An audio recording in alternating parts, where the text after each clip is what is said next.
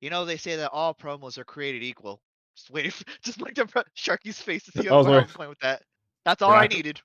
we're not going to cut this into the infamous math equation that is Scott Steiner's promo of you have a 50-50 shot, but then you throw Kurt Angle, you're a 33 and 3% 33 shot and a of third. winning. But Kurt Angle doesn't matter. Kurt So that is- gives me that 6.66% chance of winning. And when you add that to my 50%, I got a 116% chance of winning. And I'm like, that's not how fractions work. It's like, The numbers don't lie. And that It's- spells the Without Context podcast. the whole Scott Steiner promo is still like funny to watch because he's so intense, but I'm like, this isn't how math works. Like, numbers don't work like this. Who gave him a microphone? So, Scott Steiner with a live microphone is an accident waiting to happen. it is. And with that, And hello. Welcome to the Without Context podcast. We are on the 30th episode. Woo, we made it. we are. And This is, I think, the first episode back in 2 weeks since we've had a couple of hell weeks. Yeah, you just string them along sometimes, and they conflicting schedules, illnesses. I lost internet for a day that we were trying to record, so it's just been like one thing after another. And we were going to talk about Turning Red and Encanto for kind of like a representation in media part 2. But Alvin, I think, wants to be involved in that, so when we can get him in, we're in there. Everybody else has seen it. I have only seen Encanto, and I loved it. But also, Haley's a little sick today, so she's just kind of vibing while me and Jeremy talk about wrestling. Yeah, I want both of you to know, because I'm sure anyone who's watching us on YouTube could see on my face that I had absolutely no idea what you guys are talking about for that entire cold open. I'm just like, I was looking directly at you when I was doing it. Don't worry. I want to bring it up. Let me bring it up. I have the transcript actually. Oh, you do? Okay. Yeah. We're talking about wrestling. We're talking about wrestling. WrestleMania happened over the weekend, so we're going to have some thoughts about that and just general wrestling stuff. But since Haley has never heard this promo, I'm going to have Jeremy here read it off the transcript, and you can tell me, Haley, what do you think this man's talking about? Okay, so I'm not going to give her context then. Okay, never mind. No, don't give me any sort of context. That goes against the spirit of the podcast. Context makes it worse. This is a Genius article, by the way. They put this on Genius where people go to have like lyrics. So anyway. Oh my god. Yeah. Right.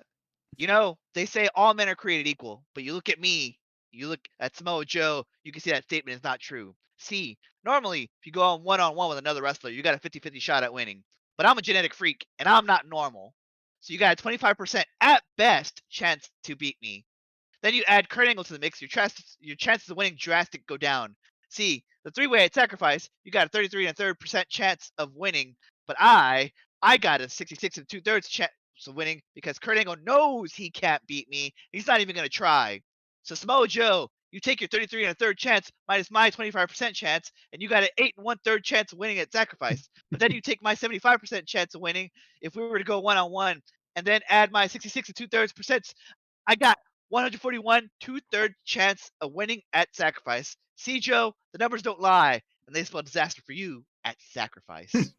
And I was like, this is going to be historic. Like, this is just going to be like the example of a what the fuck promo. I'm like, this man has no idea what he's talking about. He just rambled, and he came up with this. He knew the math. I'll give him that. I was gonna say checked out. The math checks out. The math definitely did it for me. The fact that like I have discount, like I have that thing where like it's like dyslexia but with numbers. So as soon as people start saying numbers to me, like my eyeballs glaze over. But everything else going on in that series of what I'm guessing is sentences was so chaotic that I had to keep paying attention. So I felt like I was having a stroke. Or like my brain was splitting into two, because like part of me was like, oh, math, I don't even want to think about numbers for the rest of my life. And at the same time, I know we've talked about Samoa Joe before, but that was the first thing that jumped out at me was like, but you've told me that that's an okay thing for that person to be called. Yes, I've had questions about that literally before. his name, yeah. And I don't know what he was supposed to be promoting other than the fact that he thought he was going to, whomever this person is, who I don't even remember his name. Yeah. I love wrestling was without going context. to beat someone named Samoa Joe. Uh-huh. But I have Exactly. That was certainly something was conveyed to me, and the only thing that I remember about it was like Samoa Joe.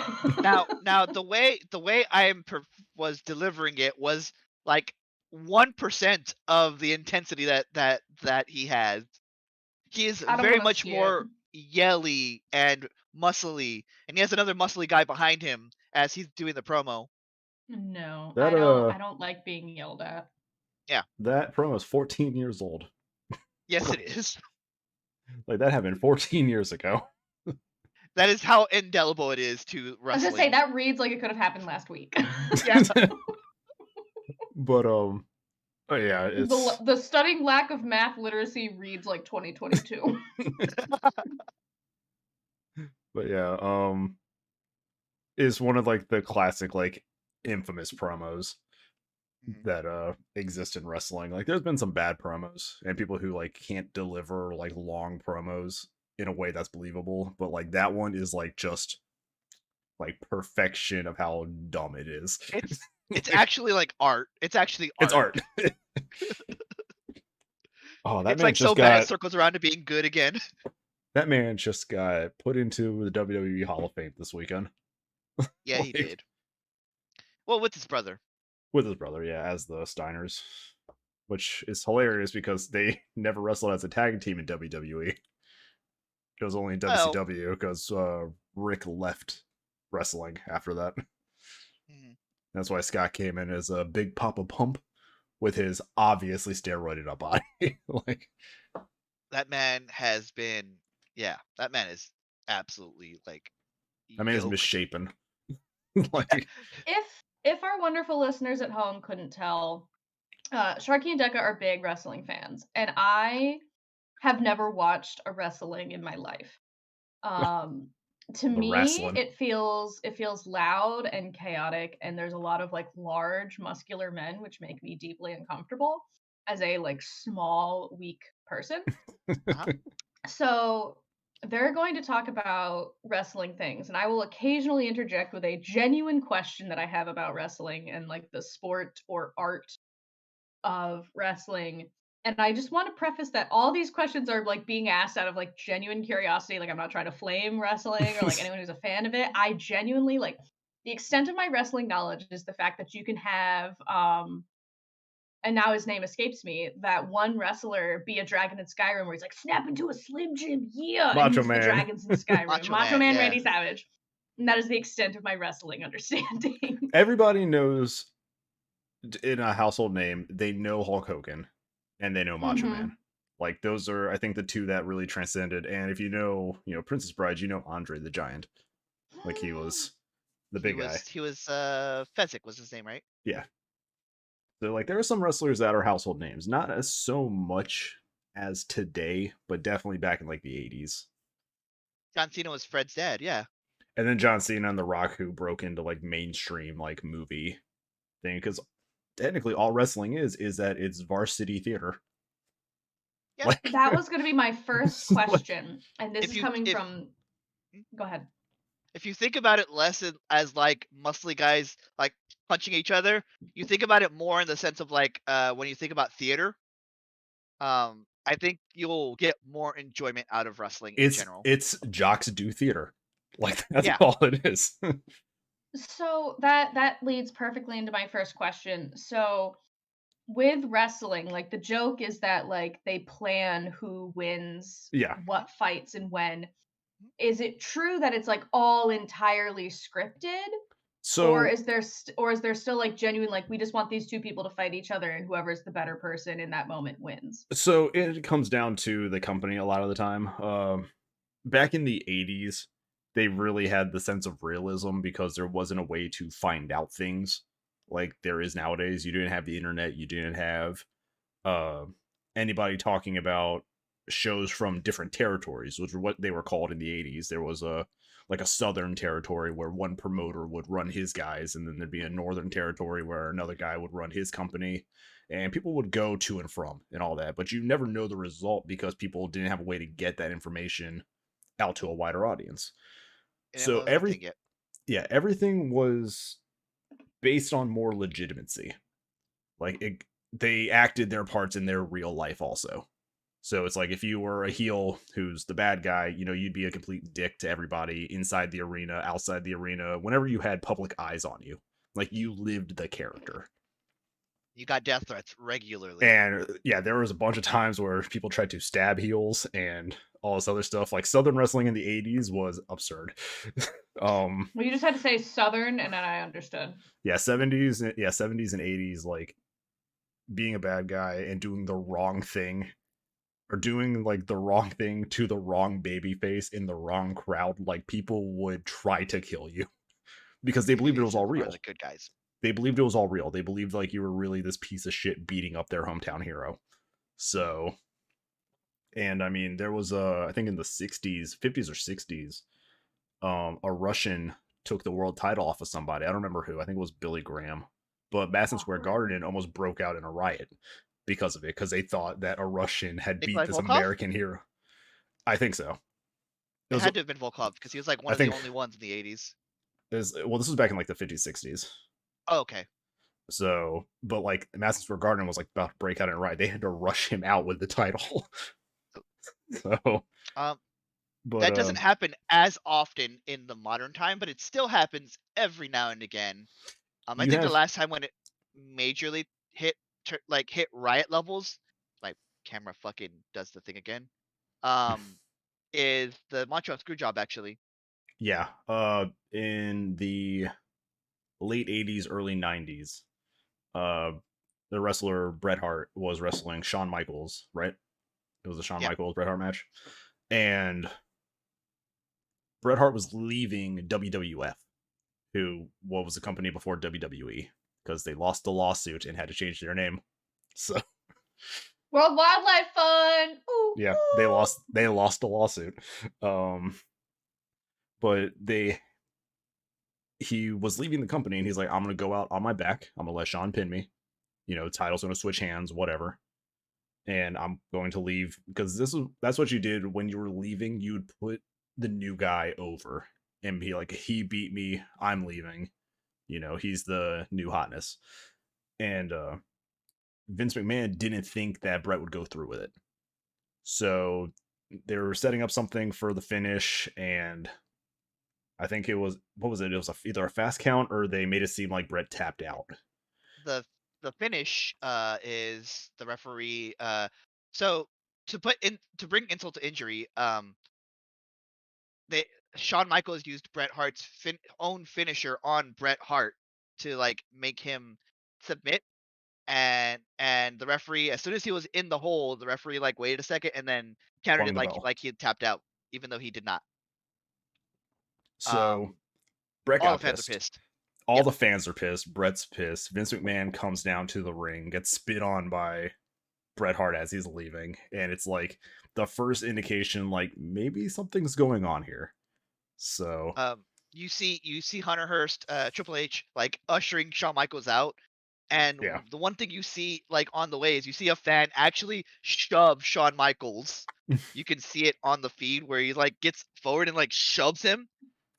Shawn Michaels is not like a big guy. He's like, it's still a bold move to for sure. A civilian can shove a professional wrestler.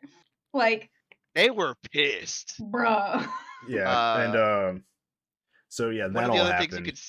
One of the other things you can see in the thing is Bret Hart very visibly goes like this, like he's like miming out WCW, which was the company he was leaving for, on live television, or well, it was a pay-per-view, even worse. Yeah, but you still a lot of people nowadays know that wrestling is scripted because of the internet. And it was, I think, in the early 2000s, what really solidified like, oh, this is fake, is there was the storyline in WWF where Vince McMahon's limousine blew up to kill him so he could stay off of TV. He didn't want to be on TV anymore. He was like the authority figure with like the Stone Cold feud and all that. He's the And guy that like he has like GIF memes of him, right? yes, He's he's like- the guy He's, doing like, in the charge of it. like doing the chair With like the ill-fitted like tan. Yes, the suit ill-fitted man? suit. Yes. Okay. I just Um, want to make sure I'm on the right page. Yeah, Yep, you are. during the late 90s and early 2000s, he had a really long-running feud with Stone Cold Steve Austin, but he wanted to get off of TV for the other, because WCW, their rival company in the 90s, folded, and they bought the company and the wrestlers, or contracts. And he was like, all right, I'm going to stay off TV. Let's get some of these new guys on. So they did an angle where he walked to his limo, and then like the camera cut to just a limo, and then the limo blows up. So it's like, oh, Vince McMahon's dead. I think it was the week after that is the Chris Benoit murders. Yeah. I was gonna ask if it was okay to talk about that. Where talk about he Very killed briefly. he killed his family, and Vince McMahon has to come out on TV to talk about it. So I think that was like the final like nail of that for WWF. Wrestling was known to be dumb in WCW because of a man named Vince Russo, and the less I talk about him, the better. Cool. Let's pretend he doesn't exist. That man just wrote- know that that he's man a wrote- promoter. He wrote wrestling like a soap opera. Like, My man. Think And- of it like I've said this about just to bring it back into like the gaming circles. Yeah. He's like Hideo Kojima. My opinion of Hideo Kojima is the man needs someone next to him to be like, that idea is No. stupid. No, He needs a no guy. he needs a no He, guy. Vince McMahon destroyed wrestling's credibility when he had David Arquette win the world title. Like, I wasn't. Wait, David That was Arquette is in David like Arquette, the the actor. guy from WCW. Scream. that was WCW because they were promoting the movie Ready to Rumble. So they put the world Cool. title on him. And that pretty much killed WCW. Yep. And so he comes out and he talks about it, and it's like, okay, I wasn't dead, that was just a story. And it's like, okay, so this is all scripted. You know, Yep. we understand that now. And it's less protected now. Like, people don't deny it like anymore. But like in the 80s, like they beat the shit out of you if you asked them that in public. Like just Oh, to stay in jeez. character. Just to stay in character. Like, It's like being at Disney World, but yeah. always. All of them are Aladdin, and they're all allowed to kill you. It's also like it was also like if you played like the rich guy gimmick, you would go and like just throw stacks of bills somewhere. Like here's $500, just throw it up somewhere. And in the 80s, Ted DiBiase did that the best. Because Yep. he's like, I'm gonna pay this kid to shoot this basket. And if he gets it, he gets this like $500. And the kid goes to shoot, and Ted just like knocks it out of the air away from him. Like just being a complete dick about it. But yeah, it's all scripted. And going back to the thing, it's like, does it have like legitimate heat, or is it just like, hey, go out there and wrestle and all that? Some matches are just thrown together to start a feud, where it's like they'll just have like, hey, for the first time we'll have this guy and this guy wrestle each other, but then something will happen and like the rivalry will begin. And a lot of times that build up is what leads up to, you know, the next match, where it's like these guys are acting like they hate each other, or they're playing their parts in like a long storyline and all this other stuff. So it's like there is a plot to wrestling. It's just independent of the overall company and more specific for like groups of wrestlers. I think you can also tell because there are times when there's two people who legitimately hate each other yeah. that get into like a feud. It's called a feud when they're like going up against each other for a prolonged period Mhm. of time. And you can tell when they're feuding when they have legitimately like hate each other, but they're like, well, this is business, we'll make it work. In the 2000s, God, it was so long ago at this point. Matt Hardy and Edge were feuding. Oh yeah, that's a great story. Like, Yeah. Because what happened is Edge was dating Matt Hardy's ex-girlfriend. because they all work together. And they still all three work together, so they had to, yeah. Don't fuck your Don't coworkers, people. Don't shit where you eat. Anyway, that storyline went into like Matt Hardy that culminated in Matt Hardy leaving the company because of it. Yeah, and you can kind of get a sense of that actual real world animosity between wrestlers over the weekend when Cody Rhodes came back to face Seth Rollins. I'm watching that match and I'm like, Seth Rollins is legitimately kicking Cody in the head, like with those boots, because when he ends the match, you're seeing his forehead welt up. And I'm like, Yep. Seth Rollins like is going into business for himself and is just like beating the shit out of this guy because this guy started a rival promotion. Like that observation kind of leads into my next question, along with bringing up Chris Benoit, because like that was another like yeah, bleed into the mainstream media of like. And then you had mentioned there was another wrestler that you said was like obviously taking like steroids or like performance enhancing Yeah. substances. Is there like a culture within wrestling where like they don't prioritize the safety of the performers? Because like they I remember with Chris Benoit, originally everyone was saying it was like he roid raged and then that's what caused the incident, but later research showed he had the brain of evidence like a towards the yeah. chronic He traumatic was encephalitis. 30 something, like late 30s. He had the brain of a 7-year-old Alzheimer patient from all the concussions. In the 80s, from like the 70s to the 90s, there was like no checks. Like there was a whole lawsuit with Vince like having to go to like the US courts about like steroid use and all that, and his wrestlers were like, no, he doesn't make us take it and all this other stuff. But since the Benoit thing, they've cut back on a lot of the dangerous practices. Like they don't let people do a lot of like head based stuff anymore.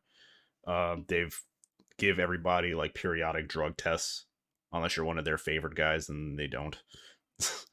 And they do keep track of like if you're concussed or not. Like Daniel Bryan had either a large head injury or something that he had to retire from it because they weren't going to let him wrestle because of the condition. And he came back and like they're being really safe, like protecting him.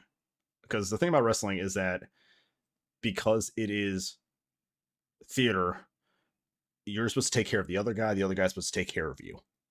It's like people are supposed to protect each other. You're supposed to deliver the moves in a believable way, but not actually try to like hurt somebody, which is why this thing over the weekend, I was like, man, there's gonna be something said backstage because Seth is legitimately like kicking this guy in the head. So I mentioned and he started that match with a gash because the idiot like whapped his head on the sign. did you like? I mean, you can hear him during the match. He's like shit talking him. He's like, "Welcome to the big leagues, Cody." Like he's just shit talking him about it. Like I think I'm choosing to perceive that until something comes out as like a worked shoot. As yeah, like, yes, Vince sent him to like, it's kind of like a hazing, right? You left for 6 years, you're back. We're just gonna like, break you in a little bit, but you're not. Nobody hates you, and obviously you were over as shit. So we yeah. can't like actively punish you for that. I also think Cody's contract is like airtight that he can get away with whatever he wants on this Yeah, return. So, but but yeah, so it's protecting the other person. And accidents do happen. I mean, it's a human Nikki body. Like just happened. it can only do so much. Like over the weekend, Rick Boogs, he's a larger dude, he's a muscular guy, big dude. He tried Like to muscular Eddie Freddie Mercury. okay, he's a muscular Freddie Mercury. But he had one guy on his shoulders and the other guy jumped on top, and this guy's strong enough to pick up these two small Samoan guys, but he's like going for the lift and you can tell like his knee like buckles, and I mean he can't do the rest of the match. Like he did something to his knee during that like lift. So I mean it's not their fault, it's just like accidents happen. People have slipped off. People have been trying to like get to the top turnbuckle and they've like slipped off because those ropes like are just sweaty from people hitting them and stuff like that. So Just tension cable wrapped. unless you're Goldberg, who has probably retired like 3 legends right now because he's so unsafe in the ring. So, I mean, he nearly killed the Undertaker. That Like man did not have enough training. he did not. Does They like that is there a sentiment amongst fans where they get upset when performers like like you saying the one guy was like intentionally kicking the other guy in the head. Like, is that something where fans will be really upset by it, or they're like, yeah, bloodshed? It I don't depends on think a what lot of side fans of have the. clocked it yet. It depends on what side of the internet wrestling community you're on. Like, Yeah. the whole thing's a cesspool, but it's there right now there's like 3 or 4 big wrestling companies right now. There's WWE, there's AEW, TNA, and New Japan, which is Japan's wrestling company. And then there are like smaller ones here and there that have some importance, but those are like the 4 major promotions right now. And you'll have fanboys saying like, AEW can't do any wrong, WWE can't do any wrong, and all this other stuff. And it's like, it's definitely tribal mentality at times.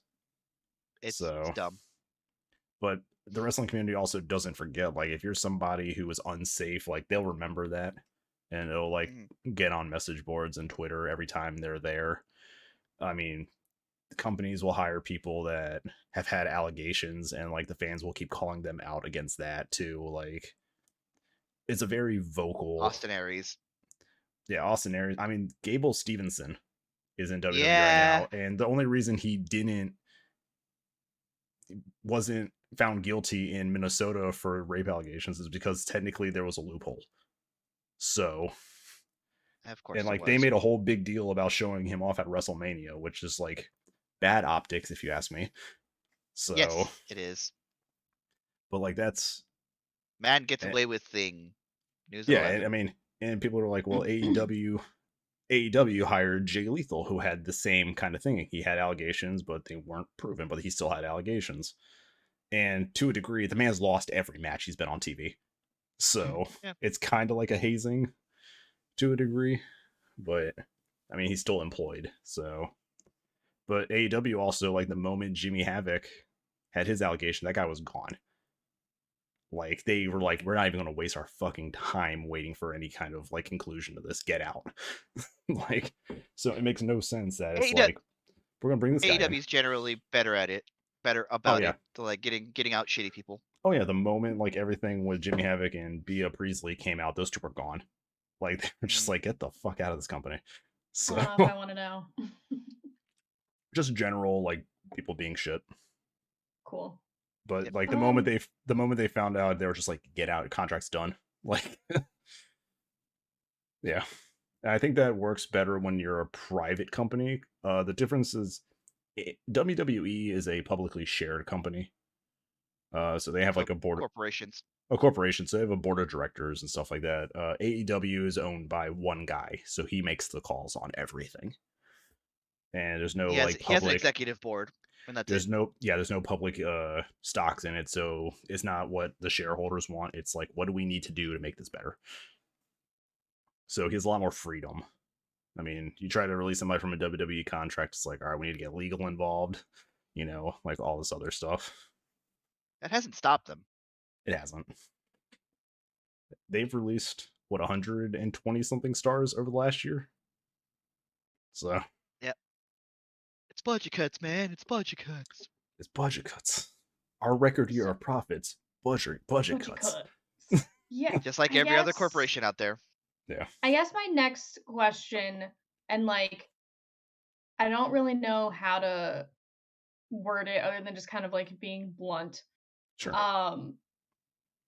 What you two specifically were talking a lot about someone named Rhea Ripley, who's like a girl wrestler. Yes. As someone who is not at all familiar with women's wrestling, and the only things I've heard about women's wrestling tend to be like they're overly sexualized. The way that their costumes are done is to kind of just like overly sexualize them. The wrestling is less about like how it looks with the guys. It's more like cat fight type things. Like, do you like, how true were those statements? Back in the 90s. 5 years ago? 90s, absolutely. Okay. There was brawn panty matches. There was mud fights. Like, it was Vince McMahon. It's exactly what it sounds like. It was. See, that's what I remember. It was Vince being, McMahon like, being his like party animal, like, decade. Nowadays they're treated with a lot more respect how much respect still depends on the company. WWE kind of treats your general women's matches as kind of like a filler match, and they don't get a lot of time to really do much. Title matches usually get a little bit longer time to do what they need to do. I mean, AEW, they'll let their women do whatever. Like they're like, hey, go out here. You guys have a half-hour time limit. Make the most of it. They fight each other for 30 minutes? If they can. To.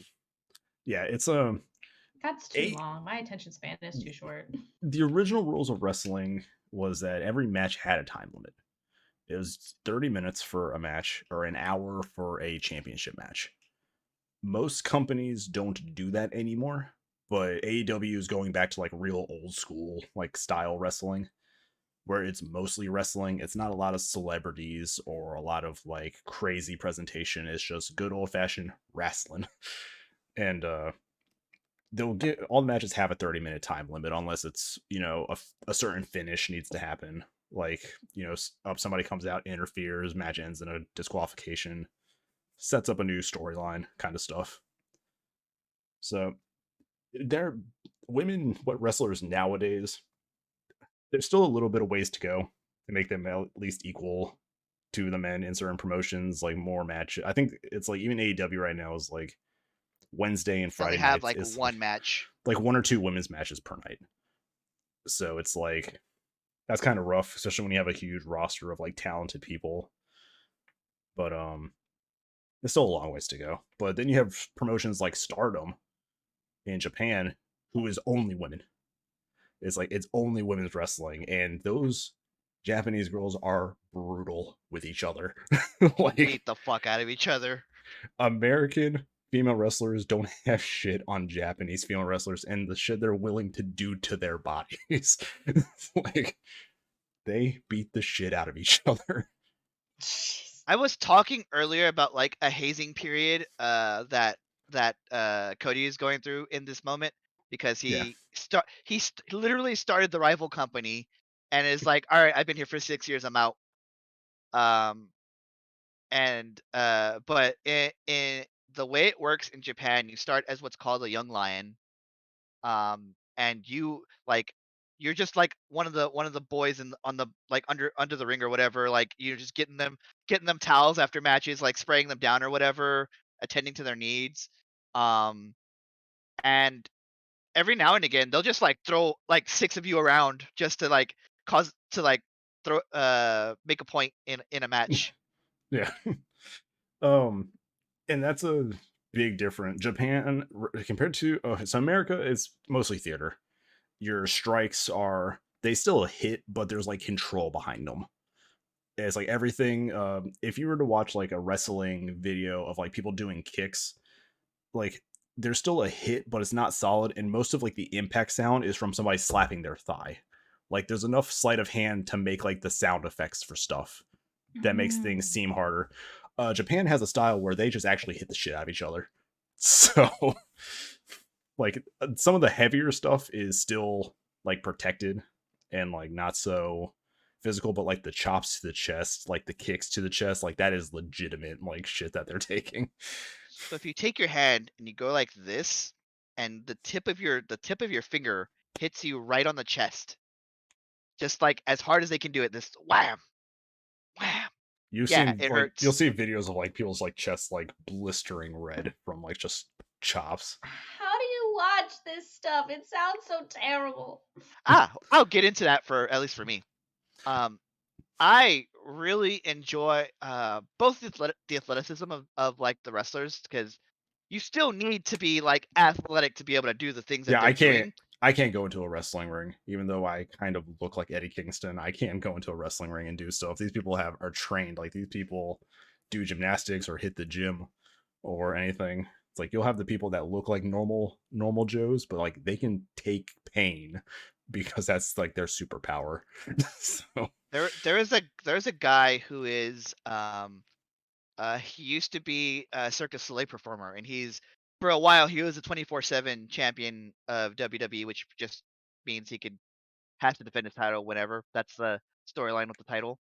But like that man, like the way he contorts himself and flips around is wild. Yeah. And I think that was one of the more entertaining things about Raw for a while, is just watching, oh, let's see what Reggie's gonna get into now. Yeah. But now you have, but like, you have to be like physically fit in a way to do it, not just like for the athleticism or like the strength to like lift up these other, as what culture puts it, big sweaty men. But like, then you have the matches where it's like, okay, I have to, go through this table, and the thing is, it's like those tables are like lighter material tables, so they're easier to go through. But at the same time, They're designed to go through. They're designed to be gone through, but then at the same time, you're still having to like put that force like through it, and that force is you. So there's like, yeah. I'm assuming you probably get numb to it after a few years, or you're like, all right, it's another table Sure. spot.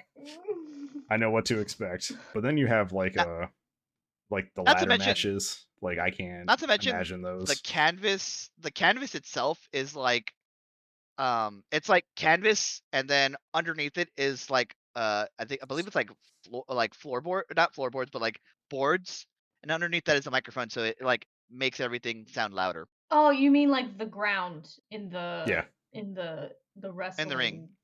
In the ring, yeah. Yeah. It's like canvas, and then there's a pad under that, and then there's wood, but it still hurts when you fall on your back. I think it's also like kind of like suspended too, so it's like you get hit and there's like a little bounce. So you're not just like, I'm not just like landing on plywood. I'm like landing on plywood with like a little bit of sink to it. So it's like landing on a very uncomfortable mattress. Yeah. I guess I just don't have the stomach for that type of thing, because like, and I know that like MMA is completely different than wrestling. Oh, yeah, MMA is like totally legit. Those guys come out like bloodied, and it's awful. And it's like, how can you, like, for someone like me, I cannot derive enjoyment when I can tell somebody else is like, even if they're faking being hurt, like, I'm like, that has to still hurt you in some form or fashion. And I don't know if I'm just like too much of a wuss or a little bitch baby, but I'm just like, yeah, it is a dangerous profession. I mean, the right wrestlers will keep their opponents safe 100% of the time, but like accidents still happen, and like moves can go wrong and stuff, and it's like, if it's not going to cause an injury, it's definitely going to like knock the wind out of you for a little bit. And the thing about wrestling is that most of the time, bleeding the hard way is accidental. It's like you've taken a bump on something weird, you've hit the ladder wrong, you've hit the steps wrong, like something like that is like, a cut happens. But most of the time when there's like a forehead cut, that's something that they do to themselves. Like, there's enough sleight of hand, like the ref will give a little blade, and just out of view they'll like go like this, like they're holding themselves in pain, and they'll make a little nick. What in the Aaron Yeager is that shit? It's exactly that. It's to make it the Aaron Yeager. So it's lost its impact over the last like 2 decades, because it just always happens. Like, somebody always finds a way to make themselves bleed in a match. But like, imagine in the 80s, you believe this is all real. You believe your hometown hero is going up this villain, and imagine just the like hype you get when like your hero's like, he's bloody but he's still fighting back, kind of thing. Like, that was the original intent of it. Now, it's a very vaudevillain show. Yeah, and now it's just emotional manipulation. And now people are like, oh, I got hit in the face with a water bottle, my whole face is bleeding. It's like, my headcanon now is that they don't actually cut themselves, because like they would like, some of that it would eventually scar, and not everyone's walking and it around does. with gnarly you'll face if you scars look all at the like time. if you look at 80s like wrestlers, like their foreheads are fucked up. Oh, I'm sure in the 80s they're very fucked. I think today, like, I'll never forget it. This is I had, like most of us did in middle school, loved Pirates of the Caribbean, and during the director's commentary, Keira Knightley was talking about how they did the scene where they slice her palm open, and it was just some, like, they put some oil on her hand with like a reagent on the knife, and they just glided it through, and it made it look like blood. Yeah. And my headcanon now is that people don't actually start bleeding in the WWE when they like cut their forehead. They just have that like chemical reaction thing, so it looks like they're bleeding, but they're not actually hurt. The thing about costs too much money for them to do. The thing about wrestlers though is like, I think they understand that it comes with the job that you have to subject yourself to pain once in a while, which is why it's like, hey, during this ladder match, I'm going to, throw you onto a ladder that's laid across the ring and the barricade, so it's a flat surface for you to land on. And then you have all the hardcore wrestlers who are like, this is a convenient bag of thumbtacks. So let's pour it out in the ring and then slam somebody down on it. I wonder if any hi, my name's Haley. I have several degrees. I'm wondering if anyone has ever done an exam on professional wrestlers to see if they're masochists or something. Where they're just like, Yes, we they love have. being You have- mean. I'm almost certain You they have the wrestlers that live for death matches, which aren't actually killing the opponent. It'd be way more entertaining for some reason if it was. No, it would not. But it's like, hey, look, I'm going to throw you into this barbed wire. I'm going to smash you with a fluorescent light bulb across the head. Like, I'm going to throw you off of this cage. Wait. Back up. A fluorescent Yep. bulb? Like You know fluorescent those light, the things are, shop like, lights. Poisonous? Toxic. Yeah. Yes. They're not Y'all- smart. Y'all, I Then feel it's- like I'm gonna have to go play Animal Crossing when we finish recording this, just so I can feel But, like, safe and cozy. that is a like small percentage of the wrestling industry is like promotions and wrestlers that like focus entirely on that. A lot of promotions will have like one every now and then. It's like, okay, this feud's gotten so heated, normal matches won't do it. We're going to lock them both into this cage with all these weapons to, go against each other with. It's like usually like the big payoff matches that like the animosity is just at its point. Because also companies use this as a way. It's like, Storyline payoff. yeah, it's like, I know, they've but- lost. It's like they've lost and they took so much beating during this that they're off TV for a few weeks and they get some like vacation time before they come back to do something I have else. to keep reminding myself that it's not real.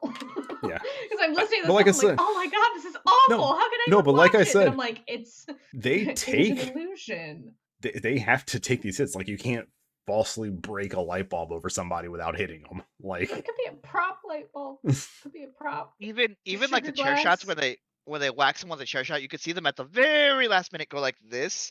So Yeah, they're not just whacking them in the skull. unless you're but unless you're it's the still- Rock and Mankind. The Rock. Jeez, that was So actually there's hard to watch. There, like you think of The Rock now, and you're like, oh man, Dwayne Johnson is such a sweet guy. And then you remember, like 15 years Yeah. ago, he handcuffed Mick Foley's hands behind his back and hit him in the head with a steel chair 17 times. And I'm pretty sure that ended Foley's career because I think one of those chair Foley's shots. built different. Say, except you're But also, welcome. yeah, Foley's built different. So We were talking about wrestlers who can like take punishment. Mick Foley was that wrestler who could just like get the shit kicked out of him for Like, 30 years of his the career.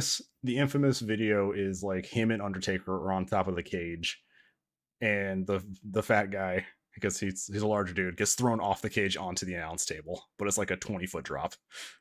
And I'm pretty sure like during the interview, Undertaker was hesitating, and Foley's like, "Just throw me." Like, That's exactly how it went. He's like, throw me.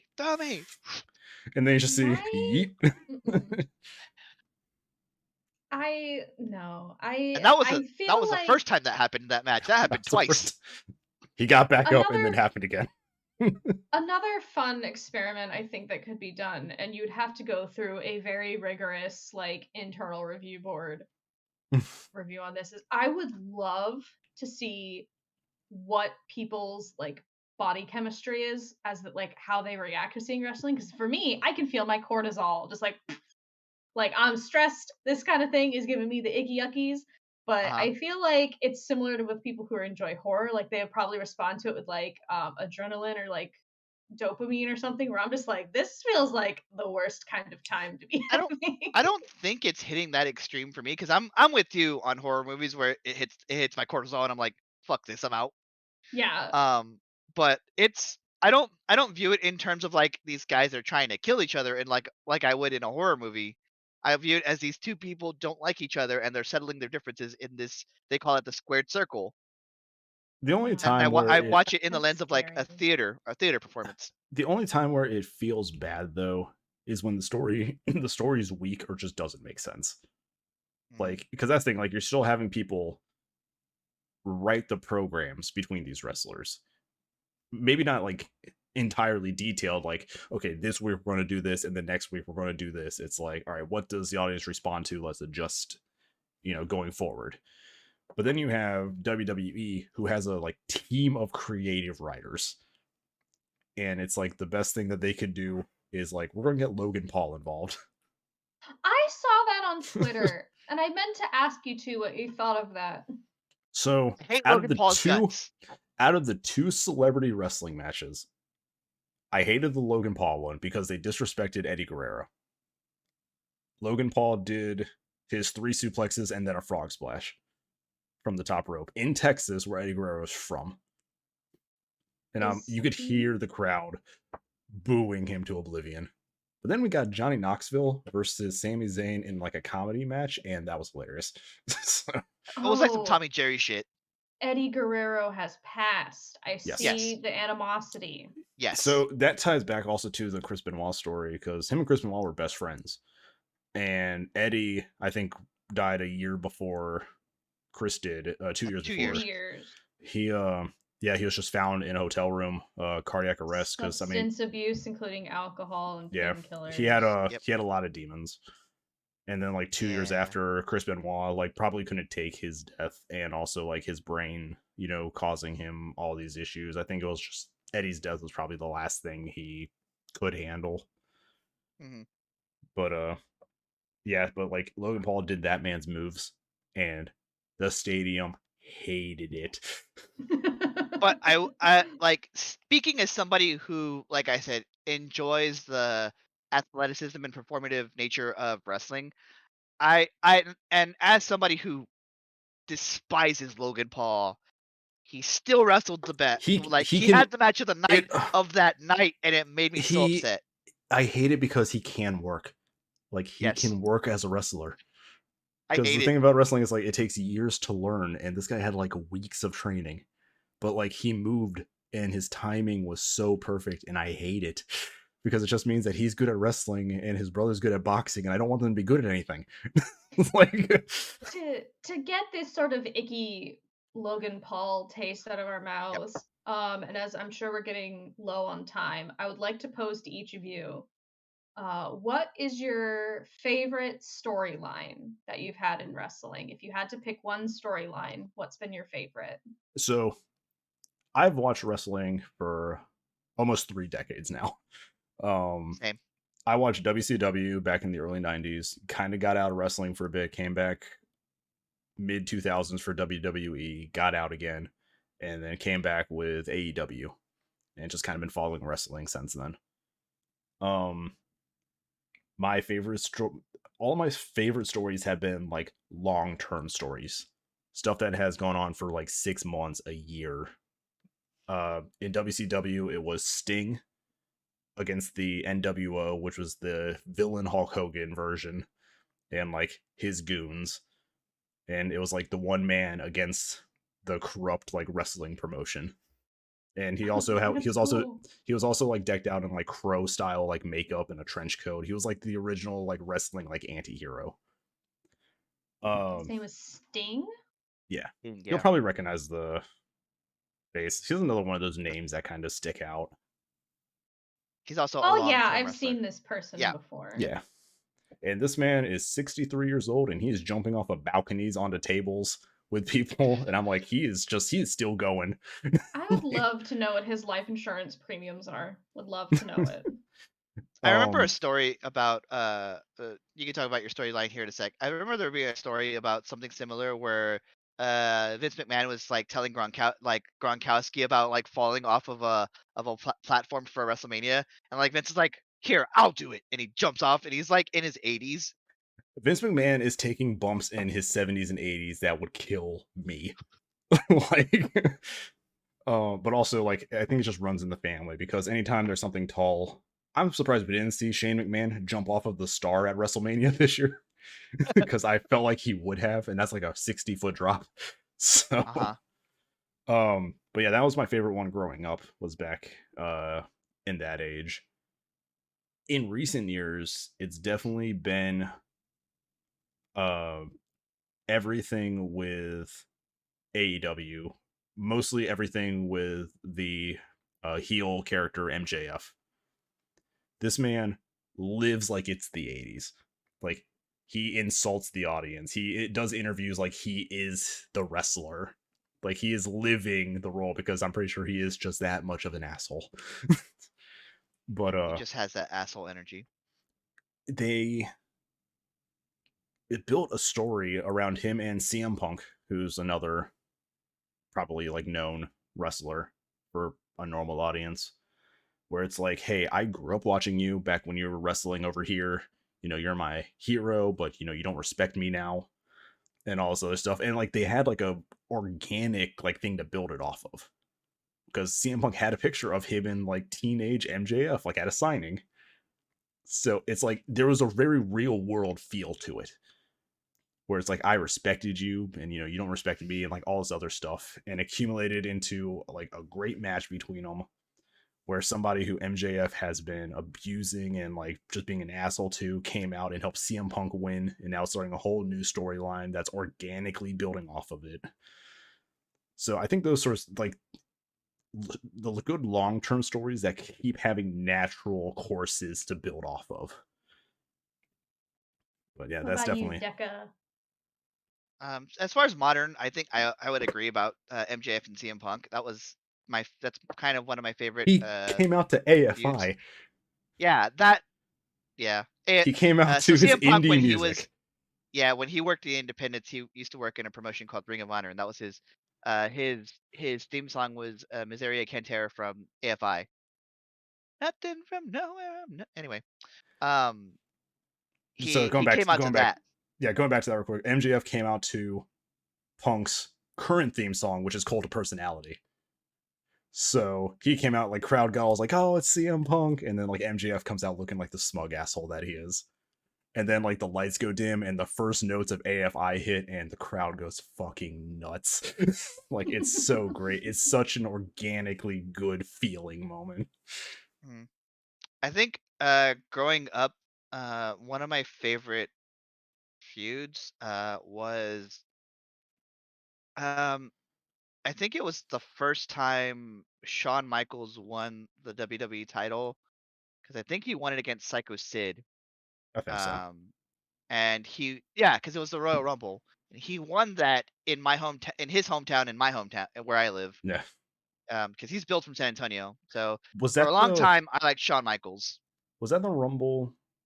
No, because he had a match at the Rumble. That wasn't the Rumble where he came in at number 1 and won the whole thing. That was the year after that, I think. Yeah. So the storyline's like Psycho Sid's this big, like 6-foot jack dude. Shawn Michaels is significantly smaller.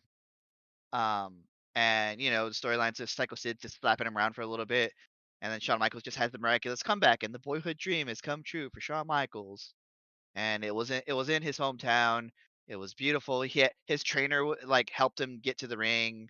Jose Lothario, who like was his trainer as he was coming up in the world. It was very nice. I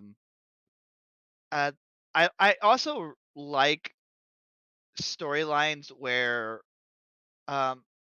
there's like, it leans into like their animosities, like in outside of work, but it doesn't like cross the line of like, I'm just gonna go into business for myself and like tag you for 20 minutes.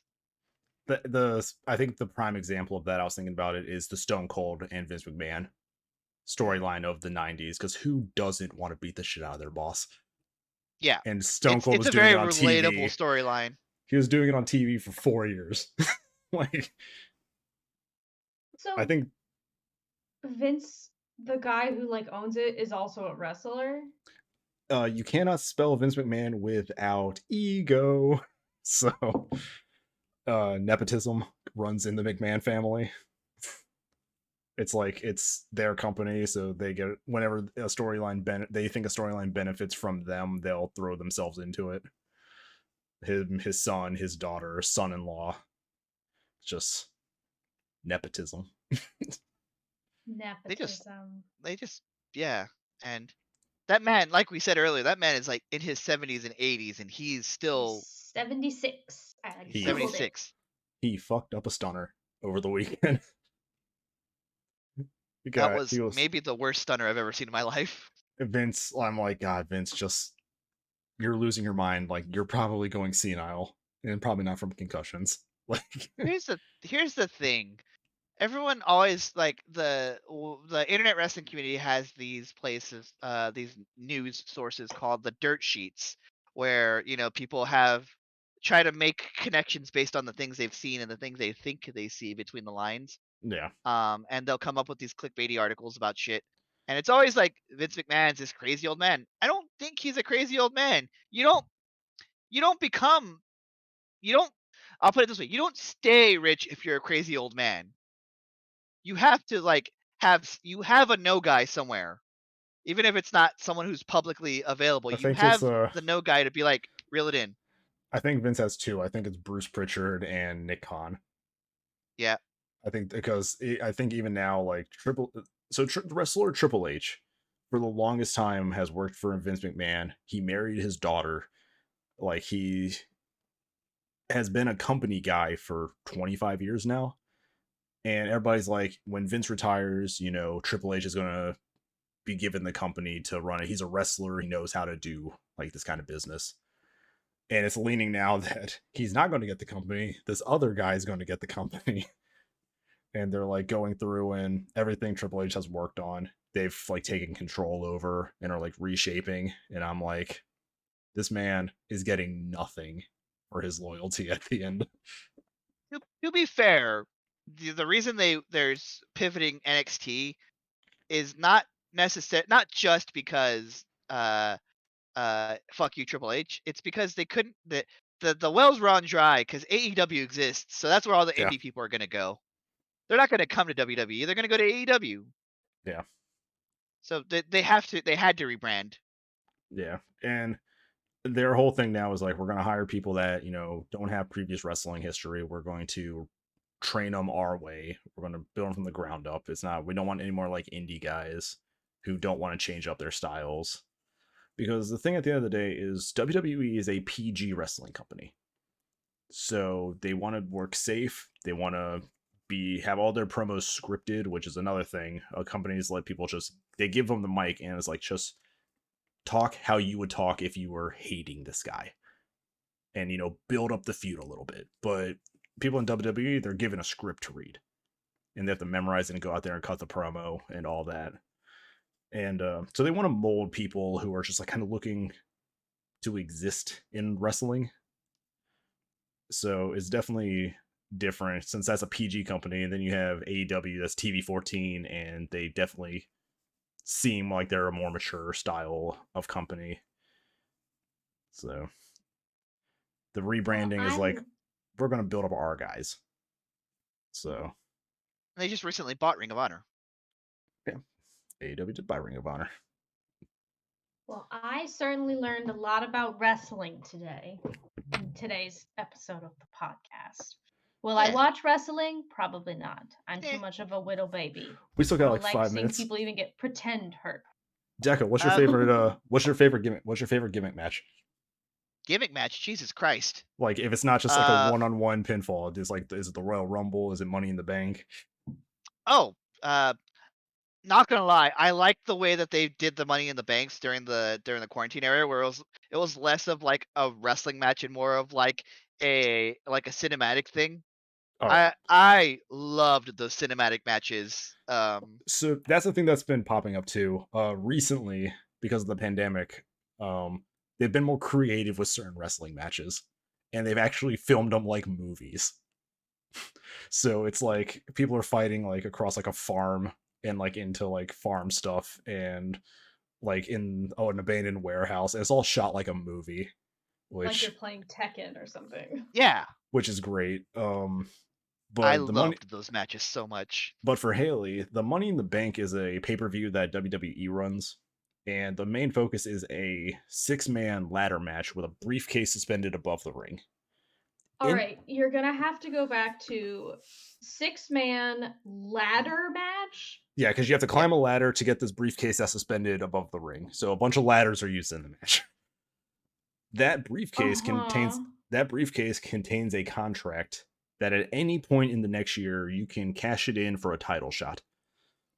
And this has led to moments where it's like a grueling title shot has just finished, a new champion has gotten the belt, and then the guy with the briefcase runs out, and it's their get out of jail free card for bad booking. Because it's like this. It's like, I got the match. I'm gonna beat the shit out of you now. It's like, all right. It's like, all right. We wrote this story into a corner. Who do we want to have the belt? All right, he's gonna win Money in the Bank, and then we're gonna have him claim the title after the other match is over. Mm-hmm. But doesn't that make people mad? I'd be pissed. Oh no, it leads to some great moments, especially when it's at WrestleMania. Seth Rollins with the heist of the century. Yeah. Booking it down the ramp when both opponents are knocked out, cashing it in, and then trying to pin one of them to win it. It was pretty cool. It makes moments. My favorite match is War Games. War Games love is a good War Games. So War Games you have is one ring. Good. Is it 3 teams? It's 3 rings. 2 teams. 2 teams. Yeah, 2 teams. 2 teams. 2 rings. 3 rings. 3 rings. 3 rings. In a cage. It's 1-on-1 starts, and then every interval of time, either the team that wins the randomize comes out, or one of the person from that team comes out, and it keeps going back and forth until all 8 are in the ring. Normally 8. I think it's 8 or 10. Depends on there's like a chaotic 30-minute match where it's just a bunch of stunts and other stuff happening. This is giving me anxiety. In your name. It's my name. The Royal Rumble is just anxiety. The Royal Rumble is my favorite classic match.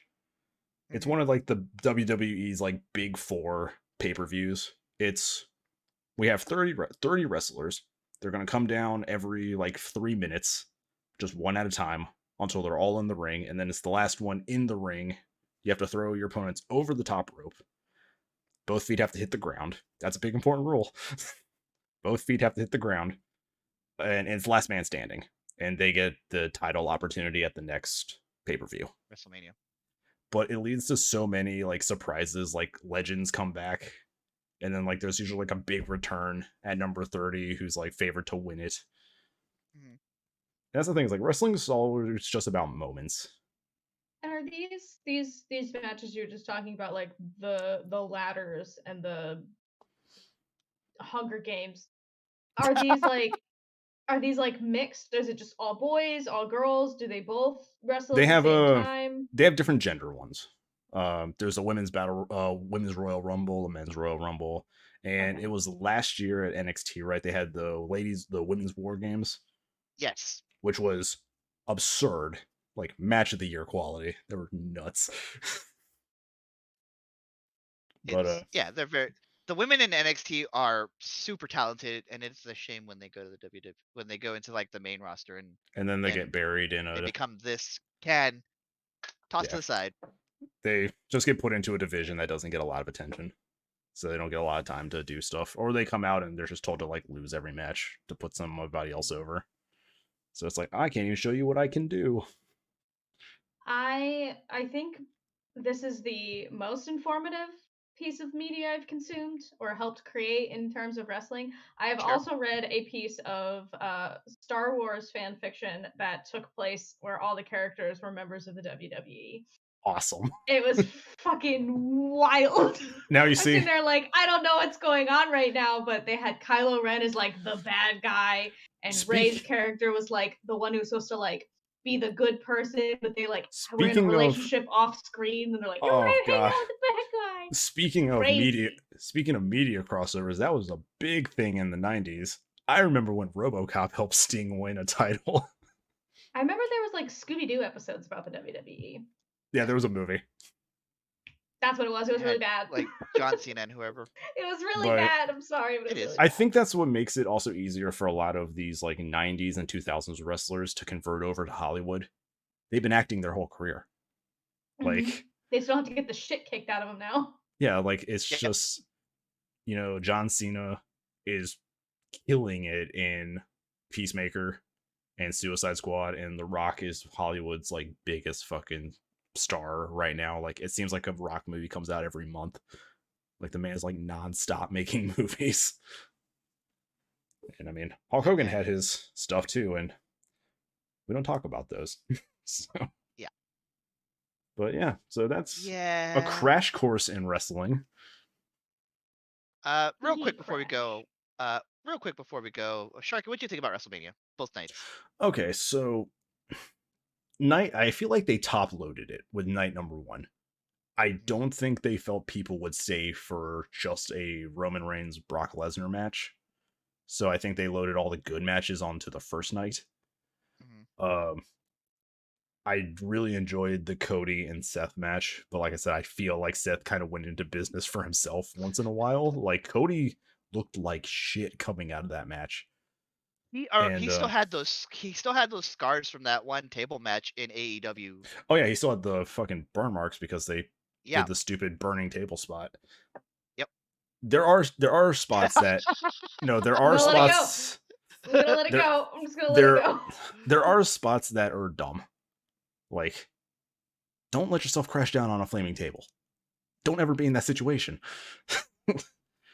I think the thumbtacks are going too far in some matches. Because like when the ref, like you've seen the refs like have to count, and then they're like pulling a tack out of their hand because it's like shit, it's all over the place. I did see a referee, Aubrey Edwards, who had to do that match, like was pulling tacks out of her hand later. And the guy had to do it during the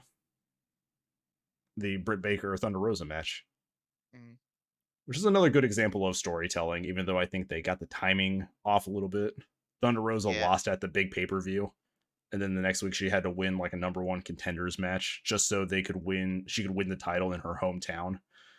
And I'm like, you guys probably could have planned it a little bit better.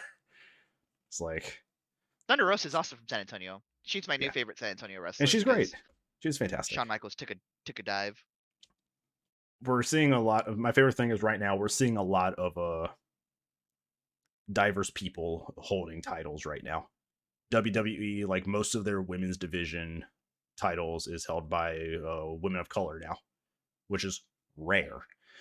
And Thunder Rosa, if this is the most telling thing, she's the first Latin American woman to ever hold a championship title in any promotion. Like, it is in North America, like it is absurd how long it's taken for that to happen. Wrestling's been going on since like the 30s. Yeah, and it's like she's the first Latin American woman in the US to win a gold title. You know how many people have come before her that like were talented like this? It's crazy. So we're starting to see like a slow change, but I think until it's new people running stuff, we're going to see a lot of the same stuff. I think only one white person is holding a title in AEW right now. I think it's just Adam Page. It's just Adam Page. Yeah. Scorpio Sky has the TV title. Jade has the TBS title. Who are the tag? Jungle Boy and Luchasaurus, but they're tag teams. Luchasaurus is a half the titles in AEW are held by people of color right now, so it's a great improvement. But we've still got a long way to go with wrestling, especially the wrestling internet community. So we can only hope. The wrestling, much like other things that are special interests, fandoms just ruin everything. I was gonna say we could make fandom an entire episode. Yeah, I think we will. Yeah, I think my favorite part of just to get to mine real quick, I think my favorite part of WrestleMania was the Cody versus Seth match, because I'm just pretending the Logan Paul thing just didn't happen. Just put it off to the side somewhere. I'm just angry because the Miz turning on Logan Paul means we're getting Logan Paul back for a match with him. And knowing WWE, they're going to try to probably make it a tag team with the Paul brothers. And I'm like, this is why I don't fuck with this company much anymore. Because of shit like this.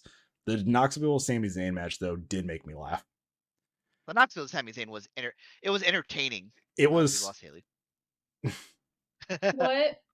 You just like you fell asleep completely there. passed out for a second. I'm on a lot of fucking Benadryl right now. Yeah, You're we're done. good. We're good though. We're done. I'm living. Yep. I'm doing my best. You're doing your best, and we love you for it. I heard Jake and Logan Paul, and my brain just automatically shut Just off. shut up. So no, I don't sorry. blame you at all. I I had to watch that shit. I forgot that we were recording for a second. I said Jake and Logan Paul, just like ugh. But yeah, we're good. done here. We can end it. Yeah. I'm So yeah, that's sorry. been the Without Context podcast. If you watch this episode and you like it, give us a like. Talk to us down in the subscribe. comments, so I can also say, Yeah. "Fuck you, I hate your wrestling choices." Yeah. I'll be nice. I'll be tell that you internet your wrestling guy. Choices are probably nice, even though I won't know who you're talking about. I'll be the internet wrestling guy and call people marks.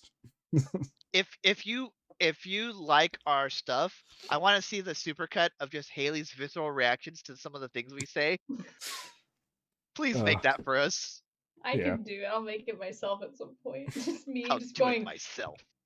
And I mean, there's a lot like we could have talked about, but just a lot of it just was predictable stuff, or just wasn't good because they've like crammed for time. Yep. Like you wait 2 without days context. for. Yeah, No I have a lot of feelings about WWE. So. We'll do a +1 sometime where you get to, or a 0.1 where you just Sharky talks about wrestling and I go, yup, that sounds crazy. All right, fair. All right. Well, anyway, you can see in the descriptions below all of our various social medias. Assuming the copy pasta is the right one this time. Yeah, it's gonna be the right one. Okay. And yeah, that's it. This has been Without Context podcast. Got AnxietyLasagna. I've got SharkyHat. I'm Decavolty, and we'll see you later. See you guys next week. Don't fall on a flaming table or whatever. Bye. Bye.